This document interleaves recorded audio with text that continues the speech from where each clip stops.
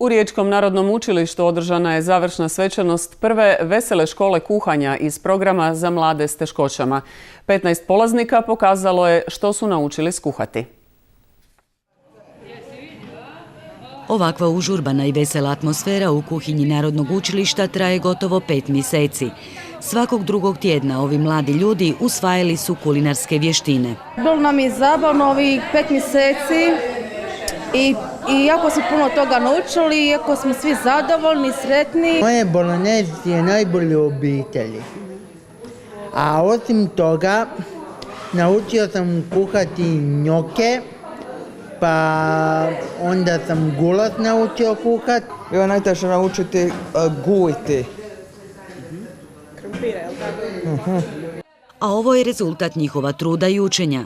Velika potpora bili su im mentori volonteri, bez kojih se projekt ne bi mogao provesti. Stekli smo veliko iskustvo, znači kao ja volonter, ali i oni u radu sa kuhinskim ovako predmetima i znaju nešto skuhati. Baš je moj štićenik odličan.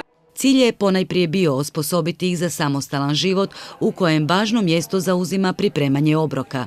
Oni su pokazali veliki interes i ono što nas izrazito veseli je da smo pozvani preko Zavoda za zapošljavanje na sajam poslova.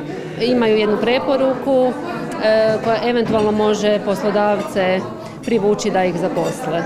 Na završnom domjenku polaznicima vesele škole kuhanja uručene su potvrde o završenom osposobljavanju, a oni su svojim gostima na kušanje ponudili jela koje su sami napravili.